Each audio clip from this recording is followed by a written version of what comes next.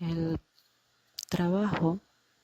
propone una aproximación a los principales resultados del proyecto de desarrollo comunitario de adaptación basada en manejo ecosistémico de cuencas hidrográficas en el Parque Nacional Alejandro de Humboldt, en los objetivos referidos al fortalecimiento de mecanismos de gobernanza para el manejo de cuencas hidrográficas involucrando a los actores locales. Este proyecto es ejecutado en Cuba desde la Unidad Presupuestada de Servicios Ambientales Alejandro de Humboldt, que radica en Guantánamo, con la cooperación de otras instituciones de alcance nacional y de las provincias Holguín y Guantánamo por la extensión territorial del parque que ocupa demarcaciones de ambos territorios. Para esta propuesta, el financiamiento proviene de fondos presupuestados dentro del proyecto regional Cuencas Verdes, que se aplica o se ejecuta en los países México, Guatemala, República Dominicana, con fondos propios de Oro Verde y de la Iniciativa Internacional de Cambio Climático del Ministerio de Medio Ambiente de Alemania. Los beneficiarios directos del proyecto en Cuba son 135 familias que habitan en los asentamientos Arroyo Bueno, Lana Cerrito, que aprovechan los servicios de la cuenca del río Jaguaní en el Parque Nacional Alejandro de Humboldt, así como los pobladores de otros sectores del parque, en particular del asentamiento Naranjos del Toa en el sector Baracoa, que participan en actividades de turismo y manejo de incendios, en tanto la cooperación con la población local en favor del desarrollo sostenible contribuye a la conservación del bosque como factor fundamental para el éxito de los proyectos de conservación. Entre las salidas del proyecto, el fortalecimiento de la estructura de gobernanza permitirá la conservación y mejora de los servicios ecosistémicos de los bosques en las cuencas hidrográficas mediante la implementación de medidas de adaptación basadas en ecosistemas, desde la gestión integrada de planes de manejo participativo en los que actores del sector público, privado y cívico cooperen desde relaciones inclusivas, simétricas y transparentes. El punto de partida radica en los problemas que afectan la participación simétrica y la movilización de los recursos disponibles en la red de actores clave en el manejo integrado de la cuenca del río Jaguaní. Los asentamientos rurales que habitan en esta área protegida experimentan hoy cambios estructurales por la descentralización de actividades económicas y sociales con alcance en los procesos de la actividad agrícola y forestal, que suscitan contradicciones en formas de apropiación, uso de tecnología y recursos naturales que conjugan en sí la complejidad del desarrollo rural como proceso integral en un área protegida. Los fundamentos se sostienen desde el enfoque de la adaptación basada en ecosistemas y de la teoría del cambio. Los principales resultados se sintetizan en las interacciones sociales obtenidas durante las acciones de priorización de las medidas de adaptación y de priorización de los actores clave en las actuales condiciones de participación desigual en la red local de desarrollo, por lo que es prudente definir la gobernanza como conjunto de mecanismos y procesos a través de los cuales los actores socioeconómicos públicos y privados articulan sus intereses, ejercitan sus derechos, cumplen sus obligaciones, negocian sus diferencias y se responsabilizan de las decisiones tomadas en la solución colectiva de sus problemas y el enfrentamiento a las necesidades de la sociedad. Las salidas e impactos esperados del proyecto guardan relación con los Objetivos de Desarrollo Sostenible de la Agenda 2030, para lo cual es preciso contar con modelos institucionales favorables para el logro efectivo de la gobernanza de las cuencas hidrográficas, su protección y aprovechamiento ambientalmente responsable. De ahí que los impactos esperados se abordan desde el enfoque del impacto colectivo, promovido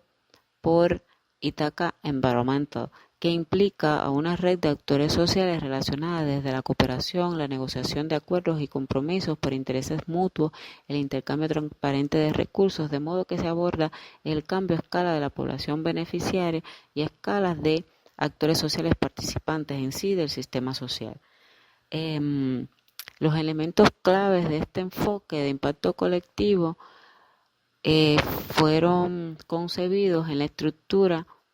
de la gobernanza organizada mediante una estrategia comunitaria para implementar las medidas AB, que consideró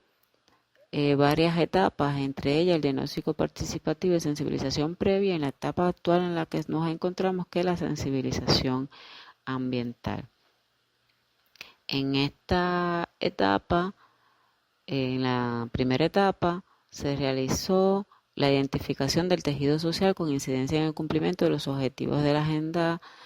para la implementación de las medidas AB. Se realizó el mapeo de actores y estructuró la red de cooperación de los sectores públicos, privados y civiles, midiendo varios indicadores, dimensiones como los intereses, los recursos disponibles, la disponibilidad, la disposición para aportarlos, exigencias para la negociación, entre otras.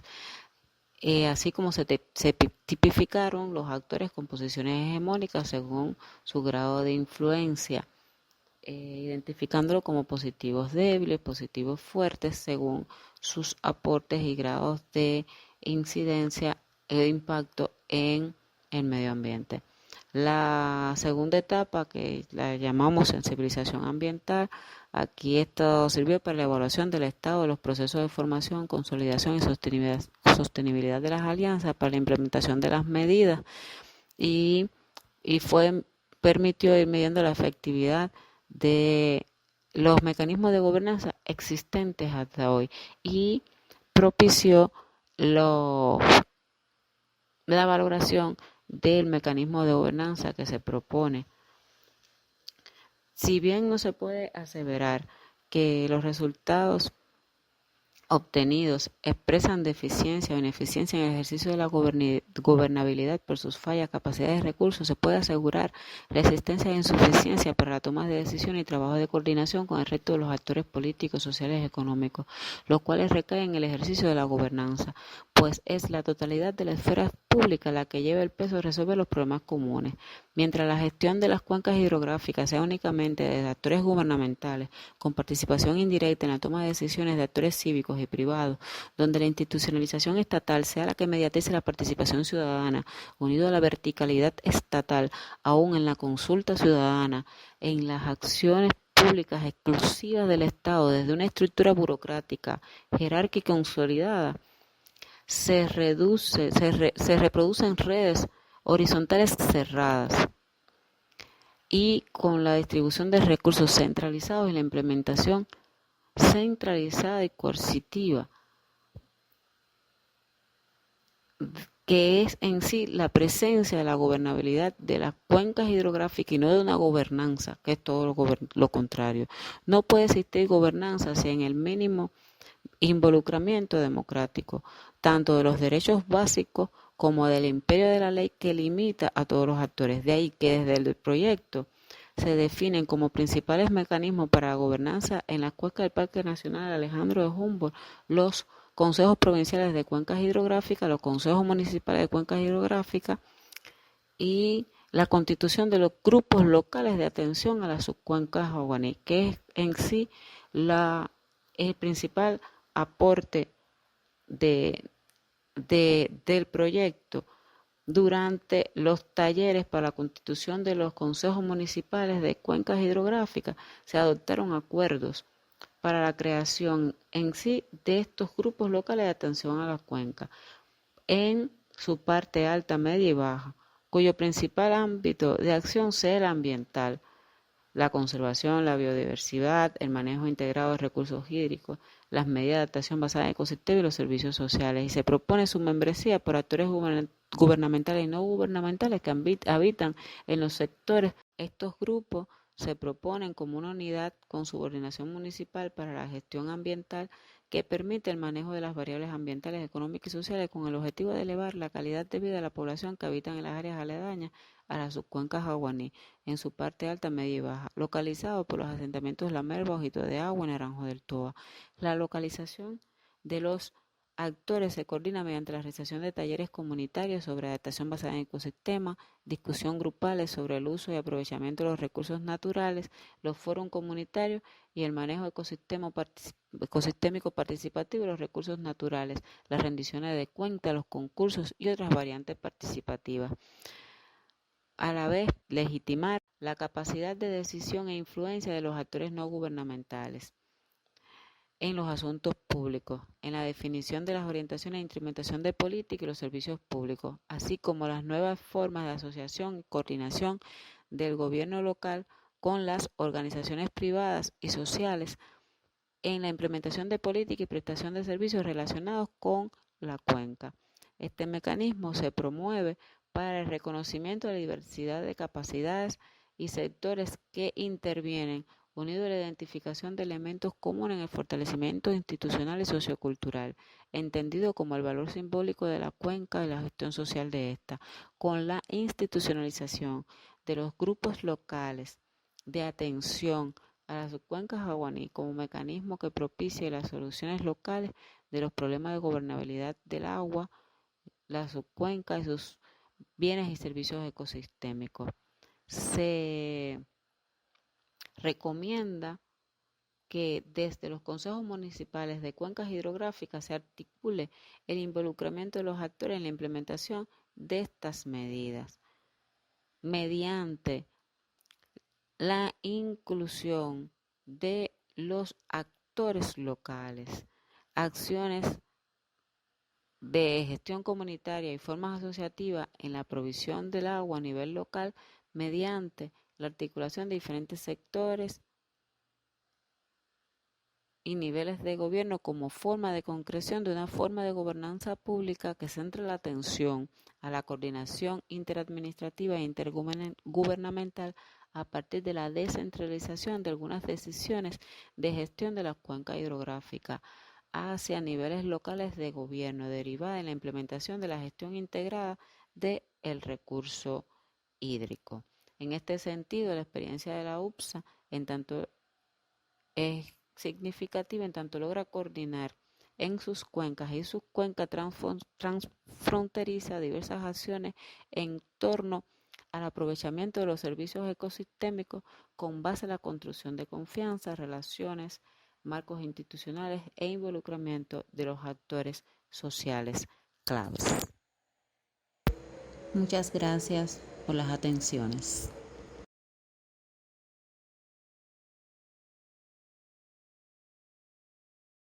Primero que todo, los autores del trabajo titulado Monumento Nacional Bosque de Piedra Isabel Rubio, sitio estratégico para proteger la población en tiempos de desastre, desean agradecer al comité organizador de la 13 Convención Internacional sobre Medio Ambiente y Desarrollo por haber hecho posible su participación en dicho evento vía online. En Cuba se apuesta por un accionar transformador en el campo del trabajo social comunitario, en proyectos socioculturales y de protección al medio ambiente, encaminados a la protección del patrimonio y el desarrollo sostenible. Varios investigadores como González 2003 y 2010, Miján 2012, Reyes 2013, Pérez 2014, concuerdan en que los procesos de participación comunitaria conducen a la formación de una conciencia crítica que permite la acción-reflexión-acción, lo que evidencia una unidad inseparable entre la teoría y la práctica, la reflexión y la acción. Otros autores como Suárez 2005, Iturriaga 2006, Fuentes 2009, Miján 2012, así como Miján y Pacheco 2017, defienden la inclusión de los actores locales en la recuperación y gestión de los ecosistemas. Todos ellos concuerdan en que el hombre es el principal agente destructor del medio ambiente y también es su propio agente de cambio, con acciones de rehabilitación, preservación, conservación, produciendo efectos beneficiosos sobre el entorno, que es en definitiva donde se asienta el patrimonio. Dentro de los ecosistemas más vulnerables o frágiles a los cambios que pueda provocar el hombre u otros agentes naturales se encuentran los de montaña, Rivera 2010. En estos existe una gran diversidad de plantas y fauna atractiva para el hombre, así como una belleza paisajística inigualable por sus valores naturales y formaciones calizas del periodo Jurásico. En tiempos de desastre, los ecosistemas forestales de montaña han constituido un refugio importante, pues además de proteger, en estos se encuentran especies vegetales que sus semillas y frutos en variadas ocasiones sirven para la alimentación. Además, son muy utilizados como medicinales en periodos críticos. El bosque de Piedra Isabel Rubio del municipio de Guane se ha visto afectado por acciones devastadoras del hombre, tales como tala indiscriminada, introducción de especies exóticas, incendios al bosque, quema y extracción de piedra, así como abertura de caminos provocados por indisciplinas sociales de algunos moradores colindantes al área. Existen evidencias que problemas como estos se pueden subsanar con la inclusión de actores locales. Miján et al. 2013. A pesar de ello, conservan aún importantes exponentes de su patrimonio que pueden ser utilizados para la protección de la comunidad en tiempo de desastre. El presente trabajo tiene como objetivo exponer las bondades que tiene este ecosistema como sitio estratégico para proteger la familia del poblado de Isabel Rubio en periodos de desastre, así como también proponer líneas de trabajo participativo para salvaguardar los valores patrimoniales. El bosque de piedra Isabel Rubio del municipio de Guane, declarado monumento nacional por su gran valor histórico, natural y cultural, ocupa un área de 136.6 hectáreas. Se localiza en el lote 122 de Rodal 1, Unidad Silvícola Guane de la empresa forestal Integral Macurige, registrado en los datos históricos de esta entidad como Santo Cristo del Valle, y es dividido por el caudaloso río Cuyaguateje, colindando con los consejos populares Isabel Rubio y Molina, municipio de Guane. Según la clasificación de las formaciones vegetales cubanas por Capote y Verazaín en 1984, lo declara como bosque semideciduo mesófilo, con presencia de especies de valor económico como Gerascanthus gerascantoides, Cedrela odorata, Guarea guidonia y Guasuma ulmifolia. La fauna representa un alto grado de endemismo y biodiversidad condicionado por su evolución geológica. Esto también ha contribuido a la existencia de grupos muy numerosos como arácnidos, reptiles, moluscos, mariposas, aves y en menor número pequeños mamíferos. Para realizar la investigación, el tamaño de muestra se determinó teniendo en cuenta los criterios de Calero 1978 para estudios sociales en poblaciones finitas. Se realizó un diagnóstico rápido participativo que, según Gómez et al. 2001, este está entre los enfoques más utilizados para posibilitar la participación directa de los pobladores en la generación y análisis de la información recabada. La observación participante se utilizó con el propósito de incrementar la validez del estudio, así como obtener una mejor comprensión del contexto estudiado, teniendo en cuenta los criterios de DeWalt y DeWalt 2002. Durante el recorrido de campo, fueron identificadas las especies forestales, así como la caracterización del área. Las especies exóticas e invasoras se clasificaron a partir de los criterios de Oviedo 2010 y Oviedo et al. 2012. Entre las bondades del Monumento Nacional Bosque de Piedra Isabel Rubio se encuentran que la accesibilidad al lugar es buena a través de la carretera panamericana. También existen 4 caminos vecinales con buena infraestructura que van hacia los 4 poblados y barrios vecinos. Presenta aspectos naturales de la flora, formaciones rocosas con varias cavernas, así como la peculiaridad de ser rodeado por el río más caudaloso de la provincia, río Cuyaguateje, y sus valores intangibles asociados a las tradiciones campesinas que lo hacen un objetivo importante para la población en tiempo de desastre. En la zona núcleo de Mogote se encuentra una construcción dentro de una caverna con condiciones especiales para hacer reuniones y establecer puestos de mando, construir un área de alimentación, recreación o de hospitalización si fuera necesario. La declaratoria de Monumento Nacional le confiere a este sitio la más alta categoría por su carácter excepcional, el cual debe ser conservado por su significación para el país, con formaciones calizas del periodo Jurásico que lo destacan, con un paisaje integrado por rocas carbonatadas de edades jurásicas cretácicas, constituidas por formaciones de minibogotes o macrodientes de perro que sobresalen los 10 metros de altura. La vegetación predominante es de bosque tropical semideciduo sobre calzo, en el que se presentan especies cuyas semillas tienen gran valor nutritivo y pueden ser utilizadas para la subsistencia en tiempo de desastre, como son Samanea samán, Guasuma ulmifolia o Spondias mombin, entre otras. Se aprecia en la comunidad colindante sentimientos identitarios hacia el bosque de piedra, así como sensibilización, motivación e interés hacia los procesos participativos para la gestión y protección del patrimonio. De los 102 entrevistados, el 96% reconoce la importancia de esta área tanto histórico-paisajístico como la protección en periodos de desastre y guerra, aunque no distinguen los daños que le hacen al ecosistema. Se observaron tarjas que identifican el área como patrimonio nacional. Existe la Ley número 2 de 1996, Ley de Protección del Patrimonio Cultural, que ampara la protección del área como monumento nacional. El área pertenece a la empresa forestal Integral Macurige, la cual cuenta con los trabajadores y especialistas encargados de la rehabilitación y protección. Entre las causas del deterioro del monumento encontramos la explotación de las piedras de mármol, siendo esta una de las principales que ha incidido en el deterioro del ecosistema, pues se realiza la extracción de las piedras de mármol aplicando fuego, condicionando así el derrumbe de los minimogotes y con ello la afectación a la vegetación asociada. Existe un grupo de infractores que se dedican a comercializar la piedra para diferentes lugares del país. El 63% de los entrevistados plantea que esta piedra es única por sus características en cuanto a color y textura. Se coincide con Brusón et al. 2008, la cual plantea que esta acción es una de las actividades humanas que más afectan los ecosistemas naturales. De dicha explotación se deriva un número considerable de otras causas que inciden en la problemática planteada, como la presencia de hornos para producir marmolina, de la que el 80% de los entrevistados la identifica como una de las condiciones favorables para agudizar enfermedades respiratorias. De igual manera, los caminos y veredas que se hacen para extraer las piedras. El lugar ha sido utilizado como vertedero de residuales sólidos, lo que dificulta el desarrollo natural de diferentes especies heliófilas que tratan de colonizar un lugar. Estudios realizados por Sierra en el 2006 demostraron que el acerrín y el nylon provocan la deficiencia de oxígeno disuelto, dificultan el desarrollo y establecimiento de las especies vegetales y de la fauna. Desde el estudio de composición florística se identificó la introducción de 16 especies exóticas, las cuales coinciden con ser invasoras biológicas, aspecto que en los últimos 2 años ha sido tomado en consideración por la comunidad científica internacional por su reconocido carácter nocivo. Las restantes causas identificadas del deterioro del monumento están asociadas a limitaciones de conocimientos tanto de los actores locales como en cuanto a los valores patrimoniales, insuficiente sistematización de enfoques sistémicos de participación y comunicación, entre otros de carácter tecnológico. En cuanto a la composición florística, amerita señalar que en este ecosistema se identificaron especies características de bosques semideciduos mesófilos descritas por Capote y Berazaín en el 84 para Cuba Occidental. Otro aspecto estudiado fue la densidad de especies, el que permitió identificar las 9 más abundantes, entre las que se destacan Zamanea samán, Guasuma ulmifolia y Trichilia hirta, así como las familias de mayor riqueza de especies de plantas arbóreas, significándose entre estas Meliaceae, Sapindaceae y Mimosaceae, elementos importantes a considerar en la estrategia para la conservación de este patrimonio. Teniendo en cuenta los resultados del diagnóstico, se trazaron 9 líneas estratégicas, centradas en la transformación del actuar de los actores locales en torno a la recuperación y conservación del Monumento Nacional Bosque de Piedra Isabel Rubio, por la importancia que éste tiene en interés de la protección a la población en tiempos de desastre y de guerra. Con la realización del trabajo se arribó a las siguientes conclusiones. A pesar de la antropización presente en el Monumento Nacional Bosque de Piedra, se evidencian recursos naturales y condiciones de infraestructura que pueden ser utilizadas para proteger la comunidad colindante en tiempos de desastres y guerras.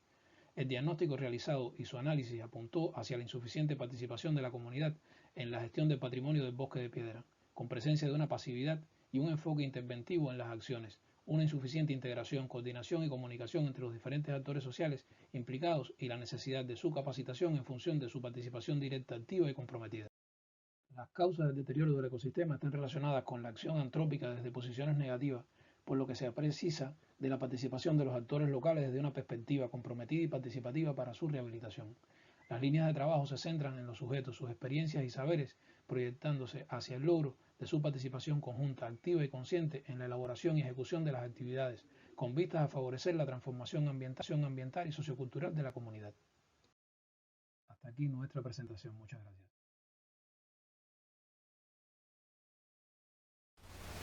Buenas, les presento el trabajo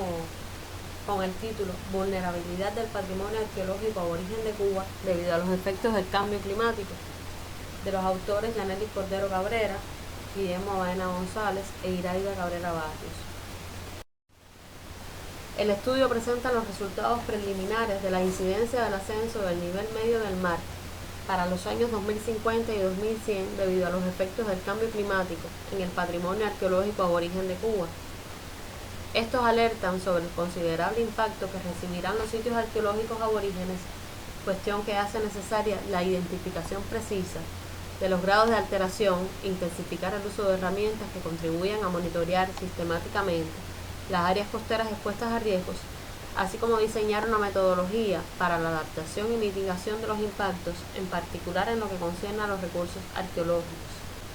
De igual forma, se hace necesario promover la educación patrimonial comunitaria para la protección de este valioso patrimonio cultural presente en los escenarios vulnerables a las inundaciones. Los resultados forman parte de la tarea vida, así como del proyecto Aborígenes de Cuba, Atlas Histórico y Patrimonio Nacional.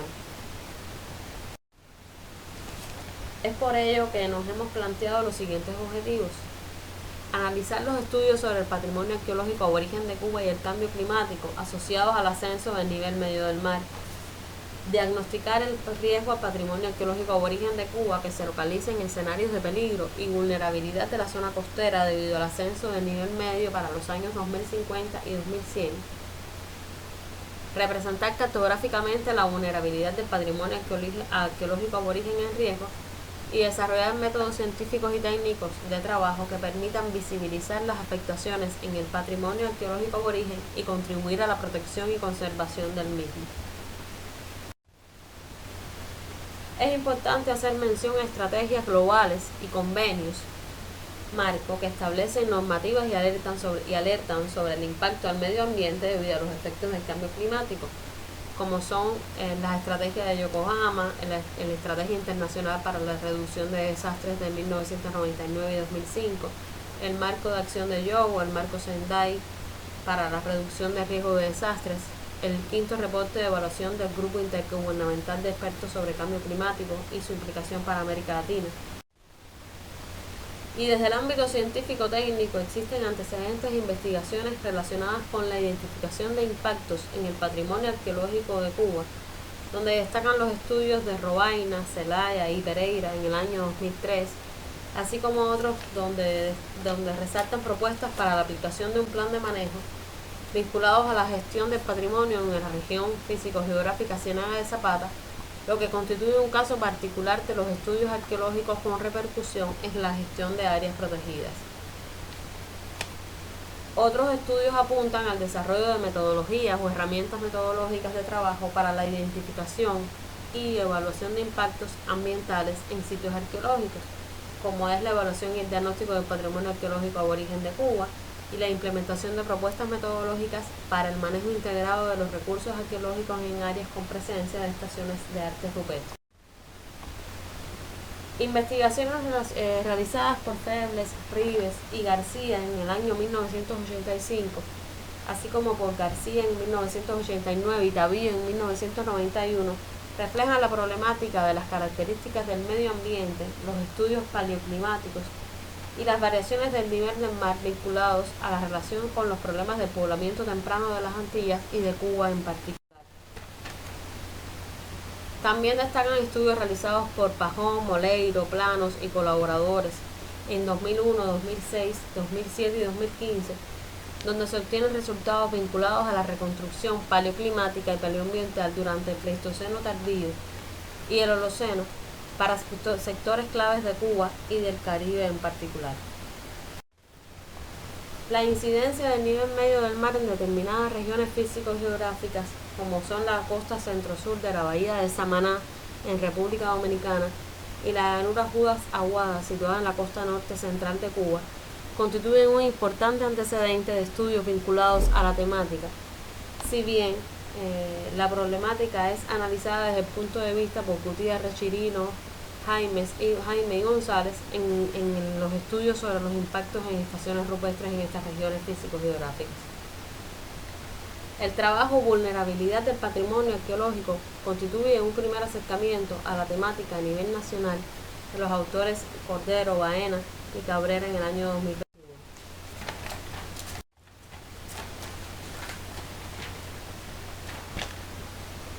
Datos obtenidos del macroproyecto que desarrolla la Agencia de Medio Ambiente, titulado Escenarios del peligro y vulnerabilidad de la zona costera cubana asociados al ascenso del nivel medio del mar para los años 2050 y 2100, alertan sobre dos escenarios de ascenso del nivel medio del mar de 0.27 y 0.85 metros respectivamente para los años 2050 y 2100. Otros estimados ofrecen cifras mayores que llegan incluso hasta los 0.95 metros para el año 2100.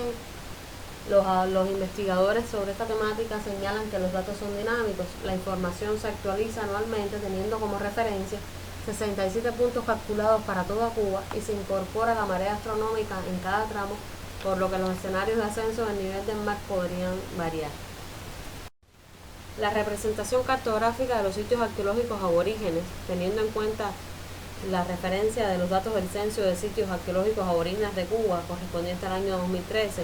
y la información de ascenso del nivel del mar del 2018 de ascenso del nivel medio de 0.27 metros y 0.85 metros respectivamente para los años 2050 y 2100 muestran que de un total de 3.028 sitios arqueológicos, 147 son vulnerables a los impactos de las inundaciones costeras. En el mapa se puede observar los yacimientos arqueológicos aborígenes costeros a nivel nacional que podrían tener repercusión y afectación debido al ascenso del nivel medio del mar y la afiliación cultural de los mismos.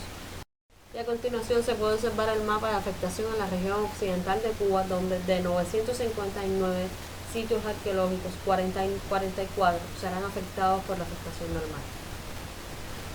El gráfico de barras presenta la vulnerabilidad del patrimonio aborigen a nivel regional en occidente, centro y oriente de Cuba, y a continuación se observa la afectación por regiones y por afiliación cultural de los sitios arqueológicos aborígenes del país. A modo de consideraciones finales, debemos precisar que la investigación constituye un primer acercamiento al tema de las inundaciones costeras debido al impacto del cambio climático y su incidencia en el patrimonio arqueológico aborigen en todo el territorio nacional. De un total de 3.028 sitios, 147 se encuentran en riesgo debido al ascenso del nivel medio del mar, lo que representa una posible pérdida del 4.85% del total de este valioso patrimonio, afectación que no incorpora otros elementos que también impactarán en el mismo, y por su distribución a nivel regional, de los residuarios que se afectarán, 44 pertenecen al occidente de Cuba, de un total de 959 que tiene dicha región. 18 sitios de 1.154 corresponden al área central y 85 de 915 son de la región oriental para un 9.29%. La amenaza a la que se encuentra expuesto el 4.85% de nuestro patrimonio arqueológico aborigen es una cifra conservadora, debido al impacto de otros eventos meteorológicos adversos extremos además que también pueden afectarlo, y evidencian la necesidad de incentivar investigaciones sistemáticas y precisas para rescatar los elementos arqueológicos susceptibles de desaparecer en un corto y mediano plazo.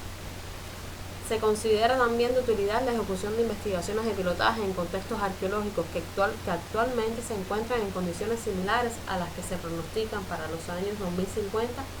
y 2100, cuestión de gran interés en la preservación del legado histórico y sociocultural de las comunidades primigenias para las futuras generaciones. En actuales estudios que se realizan de continuidad sobre la temática correspondiente al periodo de 2020 y 2025, se obtienen resultados de interés para las entidades que conforman el Sistema Nacional de Áreas Protegidas, implicadas en la protección y conservación de los valores arqueológicos aborígenes, parte inherente de nuestro patrimonio sociocultural cubano. Se espera que estas y otras entidades puedan consolidar las capacidades para la protección, gestión, manejo del patrimonio arqueológico aborigen costero en riesgo, lo cual redunda en una mayor mitigación de los posibles impactos al mismo debido a los efectos del cambio climático. Muchas gracias.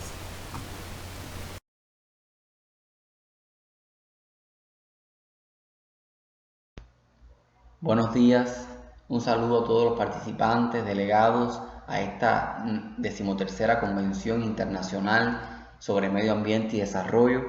en especial a los participantes al 12º Congreso de Áreas Protegidas, que se desarrolla este año de forma virtual debido a las condiciones generadas por la COVID-19. De inmediato doy inicio a mi ponencia Conservación del Patrimonio Geólogo-Ambiental en Playa del Holandés, Área Protegida Península de Guanacavives, de un colectivo de autores encabezado por Jorge Rodríguez Betancourt, quien les habla. La península de Guanacavives se sitúa en el extremo occidental de la provincia de Pinar del Río, del archipiélago cubano, una área protegida de singular importancia, relevancia por su grado de conservación y de ahí la necesidad de continuar potenciando tareas, acciones encaminadas a la preservación del patrimonio geólogo-ambiental del área. Específicamente, el estudio se centra en Playa del Holandés, situada en la costa sur de la península. La figura muestra un mapa geológico. En color amarillo se muestra la formación Vedado, que es la que más abunda en la península de Guanacavives, y la formación Jaimanitas, bordeando la costa sur de la península. Específicamente, Playa del Holandés se sitúa en una zona donde no aflora la formación Jaimanita en superficie y el estudio se centra en las terrazas marinas de la formación Vedado. La idea es presentar un punto de interés didáctico donde confluyen, se fusionan elementos, factores tanto geológicos como geoquímicos, así como factores desde el punto de vista ambiental, proponiendo una zona en condiciones óptimas para la práctica del geoturismo, del turismo académico, del turismo científico, del ecoturismo, y que perfectamente puede estar enclavada dentro de una ruta geoturística en la costa sur de la península de Guanacavives. En la península ocurre algo muy singular, y es que el efecto de los movimientos neotectónicos que inciden sobre la morfología de la península han provocado un lento hundimiento experimentado por la porción septentrional, dando el traste con una costa norte de tipo acumulativa cubierta por ciénagas y pantanos, tal y como se muestra. Sin embargo, se presenta una costa meridional predominantemente de tipo abrasivo, dado por un ascenso sostenido de la línea de costa con presencia de acantilados, fondos pedregosos, terrazas marinas y farallones. El estudio se centra en las terrazas marinas de la formación Vedado. A partir de un levantamiento geológico de más de 300 metros de playa, se pudo evidenciar una primera terraza de 3,50 metros sobre el nivel del mar y una segunda terraza de 7,30 metros sobre el nivel del mar. Nos vamos a dar cuenta, a medida que vayamos explicando la investigación, cómo hay anomalías paisajísticas dadas a partir de la evidencia de fenómenos superpuestos sobre la mineralogía de la formación Vedado. Formación provista de calizas bioérmicas, biodetríticas, en muchos casos aporcelanadas, dolomitizadas, que contienen rellenos de un material rojizo carbonítico arcilloso, pero que realmente estamos observando, estamos detectando zonas con presencia de muestras que distan en cuanto a su litología de lo que está descrito en la formación Vedado, y de ahí lo llamativo desde el punto de vista geológico y desde el punto de vista de los fenómenos geoquímicos que se están dando en la formación Vedado, específicamente en Playa del Holandés, península de Guanacabira. A estos fenómenos son los que nos estamos refiriendo,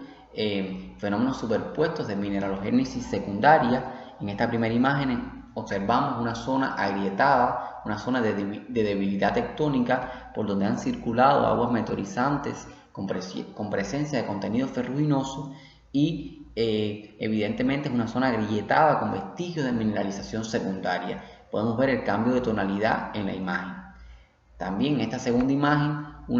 una zona, o sea, con vetillas de material silicificado, que lo hemos puesto en duda, ya que a partir de un análisis químico pudiéramos evidenciar la presencia o no del sílice, y en diferentes imágenes de muestras macro vamos a poder observar cómo realmente las estructuras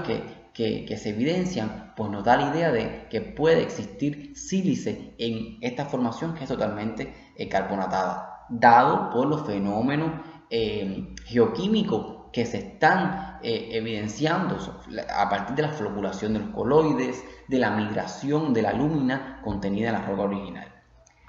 Acá vemos ciertos bandeamientos, estructuras mucho más consistentes, coherentes, de mayor peso específico, que se encuentran más cercanas a la línea de costa en un corte, en la parte inferior de la terraza marina. Acá, material terrígeno que se encuentra rellenando quedadas en la cima de los farallones, material arcilloso terrígeno de color pardo, de menor dureza y mucho más deleznable, es lo que, la arcilla, y rocas duras, consistentes, de diferentes tonalidades, también con ciertos bandeamientos, mucho más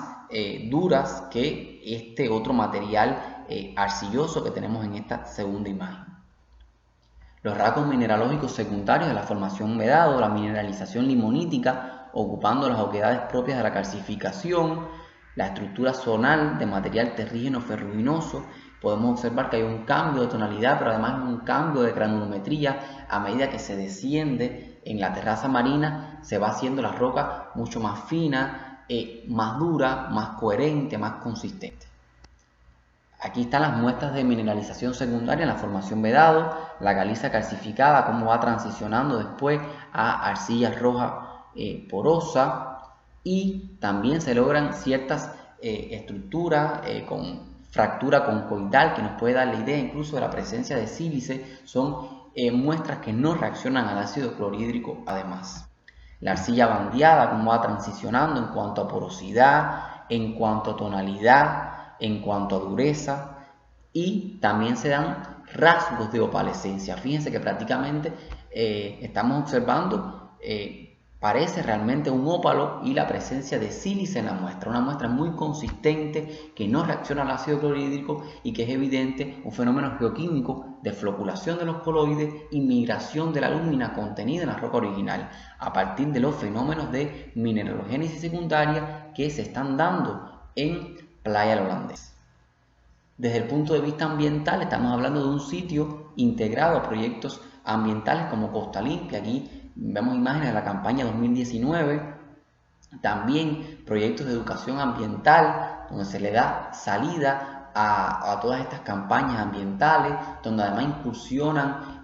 la Universidad de Pinar del Río, institutos de investigación de la capital, la Sociedad Cubana de Geología, todos integrados al Parque Nacional Guanacavive en tareas de saneamiento ambiental, en tareas de formación vocacional, de la preservación de los ecosistemas y vinculados a la tarea vida. Podemos decir que se corrobora la ocurrencia de fenómenos superpuestos que han originado la mineralogía descrita en el área. Se evidencia que los minerales arcillosos y limoníticos se originan como resultado de la disolución del material carbonatado y la migración coloidal de la alúmina contenida en la roca original y de los hidróxidos de hierro formados. Las soluciones meteorizantes se infiltran a través de poros y grietas existentes en la roca hasta la coagulación y precipitación de estos coloides en oquedades propias de la calcificación. Se forman estructuras bandeadas en las arcillas que transicionan desde más oscuras hasta más claras. Se aprecian estructuras de mayor consistencia que la arcilla, sin poros, de menor granulometría y mayor dureza, aparentando opalescencia y la posibilidad de silicificación. Queda demostrado que el holandés presenta un valor patrimonial de exquisitez en el campo de la geología y la geoquímica, y que por los fenómenos geológicos que allí se generan, constituye un escenario didáctico de singular importancia para la docencia y la práctica, teniendo en cuenta incluso que puede ser integrado el caso de estudio a asignaturas como geología ambiental, geoquímica general, petrología secundaria, mineralogía, que forman parte de los bloques de la carrera de ingeniería geológica. También las características naturales del holandés y su incursión en campañas ambientales como Costa Limpia y conservación de las tortugas en correspondencia con la tarea vida presentan un lugar en condiciones óptimas para la práctica del geoturismo y el turismo de naturaleza, así como el turismo científico, el turismo académico, fusionando este paquete de información geólogo-geoquímica con el contexto y el escenario ambiental que presenta la península de Guanacavive en cuanto a la campaña Costa Limpia, en cuanto a las campañas de conservación de las tortugas y conservación de los ecosistemas. Recomendamos continuar la investigación a partir de un análisis químico que permita precisar los elementos químicos presentes en las muestras y con ello precisar la existencia o no de silicio en la formación vedado. Además, lanzar Playa El Holandés como propuesta de geositio y punto de interés didáctico por sus valores patrimoniales y científicos. Se propone que el holandés forme parte de senderos geológicos y geoturísticos del Parque Nacional Guanacavives, teniendo en cuenta además que hay otros puntos de interés didáctico, de interés patrimonial, cercanos y que puede perfectamente trazarse una línea en la costa sur que unan estos puntos de interés para la creación de una ruta geoturística. Estamos hablando incluso de puntos de interés didáctico en Caleta Los Piojos, en Caleta Larga, vinculados a la presencia de anomalías térmicas y que se ha venido trabajando, estudiando por el Centro de Investigación del Petróleo. Además, se propone gestionar la visibilidad del Parque Nacional Guanacavives y Playa El Holandés en los medios de difusión masiva, con el objetivo de que nuestro pueblo y el mundo conozcan de las maravillas de nuestro escenario natural y además todos trabajemos en aras de la preservación de los ecosistemas y de la conservación de las áreas protegidas. En este sentido, se trabaja en un proyecto para realizar una serie de televisión vinculada a esta temática con un corte ambientalista, con un corte científico, una serie juvenil que promueva la necesidad de preservar el patrimonio geólogo-ambiental de Playa El Holandés y en general del área protegida península de Guanacavives. Sin más, agradecer la oportunidad de participar en la convención y estamos a la espera de sus interrogantes, de sus consideraciones. Muchas gracias.